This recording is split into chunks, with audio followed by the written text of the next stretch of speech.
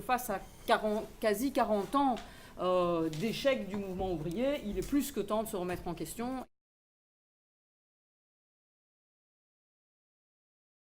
Non seulement des révolutions, je pense, sont possibles, parce que les fondements de l'ordre établi sur le plan économique et politique sont fragiles, sont fragilisés, mais surtout des révolutions sont nécessaires, absolument nécessaires, si l'on souhaite pas seulement un changement radical de société, mais même tout simplement une amélioration réelle, sensible des conditions d'existence de la majorité de la population.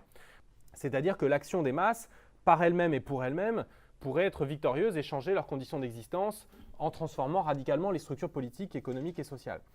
Le point commun qui rassemble des projets totalement différents, c'est que ceux qui le pratiquent veulent changer effectivement dans le modèle dominant de la société, mais pas par le haut, mais par le bas ou par le côté, c'est comme on veut. Ils ne croient peut-être pas qu'ils vont changer le monde, mais en tout cas, ils ne seront pas complices de ce monde-là. Il y a mille manières de décrire ça, mais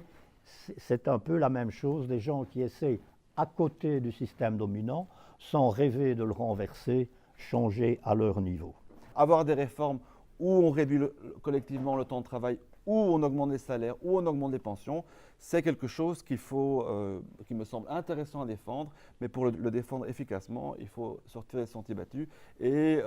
non seulement être offensif, mais aller au combat, mener la guerre culturelle et gagner la guerre culturelle pour la réforme de gauche, pour faire avancer les idées de gauche et pour